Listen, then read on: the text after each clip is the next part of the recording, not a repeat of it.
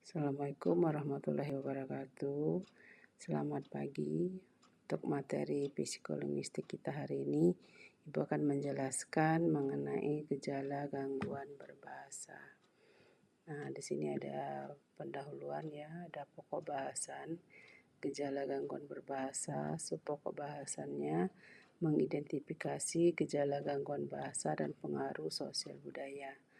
Nah, di sini ada tujuan pembelajaran kita hari ini, itu menjelaskan konsep gangguan berbahasa, mampu mengidentifikasi gejala gangguan bahasa. Yang ketiga, mampu menganalisis pengaruh faktor sosial dan budaya terhadap gangguan bahasa. Nah, di sini ada definisi gangguan bahasa ya. Jadi gangguan bahasa adalah kondisi yang mempengaruhi kemampuan individu dalam memahami, memproduksi atau menggunakan bahasa secara efektif. Nah, jadi ada lagi yang mengatakan bahwa dapat mencakup aspek psikologis, morfologis, sintaksis, semantik, dan pragmatik. Contohnya apasia, displasia, mutis selektif. Itu definisi gangguan berbahasa. Terus gejala umum gangguan bahasa pada anak ya, pada bahasa perkembangan usia 0 sampai 12 bulan itu masa bayi, tidak babblingnya atau kurangnya variasi babbling, kurang beresponnya terhadap nama atau suara, kurangnya isyarat atau komunikatif, kurangnya meniru bunyi. Sedangkan usia di antara 12 sampai 24 bulan, balita awal, tidak ada kata pertama pada usia 15 sampai 18 bulan. Kosakata terbatas, tidak ada kata perasa 2 kata pada usia 24 bulan. Sulit meniru kata atau frasa, kesulitan mengikuti instruksi sederhana, misalnya ambil bola. Ini ada gejala umum gangguan bahasa pada anak-anak masa perkembangan, misalnya usia 2-3 tahun, kesulitan memahami pertanyaan atau instruksi kompleks, kosakata sangat terbatas dibandingkan teman sebayanya, kesulitan membentuk kalimat lengkap, sulit dipahami orang asing, ya, menggunakan gerakan daripada kata-kata. Ini antara usia 2-3 tahun atau prasekolah. Usia 5-4 tahun atau prasekolah lanjut, kesulitan menceritakan kisah atau peristiwa. Ada juga struktur kalimat yang tidak matang, kesulitan berinteraksi dengan teman sebaya.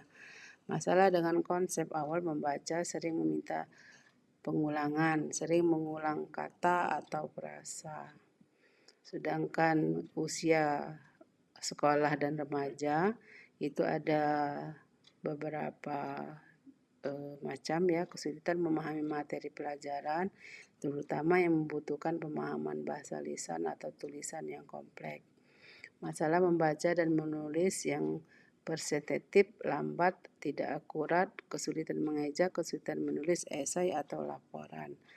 Kesulitan mengikuti arahan multitahap, kesulitan berpartisipasi dalam diskusi kelas, kesulitan mengorganisasi pikiran atau menemukan kata-kata yang tepat, masalah komunikasi sosial, sulit memahami humor, sarkasme, itu usia sekolah dan remaja. Ini gejala umum dalam bahasa pada anak. Gejala spesifik gangguan bahasa didapat di orang dewasa, misalnya gejala apesia. Yang ini ada apesia Broca, seperti ucapan sulit atau tegang, kata-kata keluar dengan susah payah, memuntahkan usaha besar, pemahaman relatif baik, anemia, kesulitan menemukan kata, misalnya menyebutkan nama objek. Apesia Wernicke atau pasif, seperti ucapan lancar tapi kosong atau tidak masuk akal, jargon apesia, pemahaman sangat terganggu, kurangnya kesadaran dan lain-lain. Apesia kondisi seperti kesulitan pengulangan kata atau frasa yang parah, parahasya paramik yang banyak pemahaman relatif baik.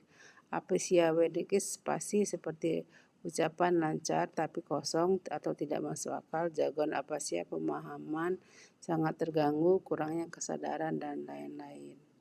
Itu gejala spesifik gangguan bahasa yang didapat pada orang dewasa atau apesia. Ini ada gejala lain ya, misalnya gejala gangguan bahasa perkembangan (DLD), proses bahasa seperti kosakata terbatas, kesulitan menemukan kata, kesalahan tata bahasa yang persistent. Yang kedua, pemahaman bahasa seperti sulit mengikuti arahan multitahap, kesulitan memahami pertanyaan kompleks, sulit memahami cerita atau instruksi di kelas itu dan lain-lain. Itu gejala gangguan bahasa perkembangan. Ya, ada dua macam. Yang kedua, gejala disleksia pada anak-anak dan remaja. Ini ada juga usia prasekolah seperti kesulitan mengenali dan menghasilkan irama, kesulitan membagi kata menjadi suku kata atau bunyi, sulit mempelajari nama huruf dan bunyi huruf, kesulitan mengingat kata-kata lagu anak-anak. Usia sekolah dasar seperti membaca lambat dan tidak akurat, kesalahan decoding, sulit memetakan huruf ke bunyi, kebingungan huruf atau kata, kesulitan mengeja. Remaja dan dewasa seperti membaca lambat dan tidak efisien, kesulitan memahami teks panjang atau kompleks, kesulitan mengeja terutama dalam menulis bebas, menghindari tugas yang melibatkan banyak membaca atau menulis. Ini ada juga kedua gangguan ini memiliki gejala bahasa yang berkaitan dengan pengguna bahasa dalam konteks sosial. Misalnya gejala komunikasi sosial seperti kesulitan menggunakan bahasa untuk tulisan sosial, kesulitan mengubah bahasa agar sesuai dengan konteks, kesulitan mengikuti aturan percakapan dan penceritaan. Yang berikutnya ada gejala bahasa pada gangguan spektrum autisme seperti komunikasi dan interaksi sosial, tidak ada atau keterlambatan bicara, penggunaan bahasa yang tidak biasa, minat komunikatif terbatas, kurangnya kontak mata atau bahasa tubuh yang tidak lazim. Solusinya untuk mengatasi tadi langkah-langkahnya harusnya kita pergunakan, misalnya konsultasi dengan dokter anak jika memiliki kekhawatiran tentang perkembangan bahasa anak. Dokter dapat melakukan pemeriksaan awal, merujuk ke spesialis misalnya audiolog untuk tes pendengaran, terapis bicara, evaluasi oleh terapis bicara dan bahasa speak ya adalah profesional terlatih yang dapat melakukan penilaian komprehensif terhadap semua aspek bahasa dan bicara.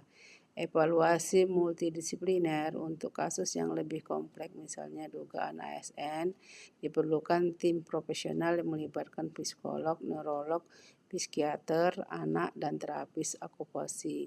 Tidak menunggu jika ada tanda-tanda, mengingat jangan menunggu, intervensi dini adalah yang paling efektif. Nah, itulah materi yang bisa Ibu sampaikan. Semoga kalian bisa memahaminya. Akhir kata, Ibu akhiri, wassalamualaikum warahmatullahi wabarakatuh.